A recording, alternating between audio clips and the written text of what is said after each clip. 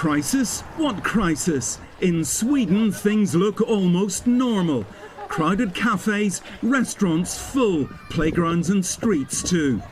Sweden's government didn't order a lockdown, preferring a light touch of advising people to socially distance. I think it's good, and it's been good. I feel safe. Sweden is gambling on allowing a slow spread of the virus and more early deaths to avoid future deadly spikes. Other countries are locking down, but in that case, they will probably see a second wave and a third wave. If we did follow that approach, I think we might have 2 million people dead. President Trump says Sweden's goal is herd immunity, and it's suffering. Sweden denies that and says it's being sensible. It is a myth that life goes on as normal in Sweden. But infections in Sweden are rising, and its death rate is now far higher than its neighbours.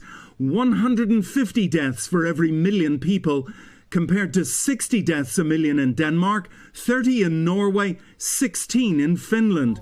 Many are horrified at Sweden's gamble. I'm a scientist. I don't trust authorities. I trust data. For Americans living in Sweden, these are nervous times. I think I'd rather be in Stockholm than New York City. It makes me feel kind of scared sometimes because I know that my parents are super worried. Sweden's Prime Minister says thousands will die, so it's building field hospitals.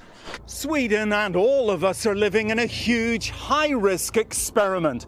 We won't know for months, maybe years, which approach was right, lockdown or liberty. For now, Sweden, unique in Europe, is confident its death rate is peaking. Millions are trusting its gamble pays off. Bill Neely, NBC News, London. Hey, NBC News fans, thanks for checking out our YouTube channel. Subscribe by clicking on that button down here and click on any of the videos over here to watch the latest interviews, show highlights, and digital exclusives. Thanks for watching.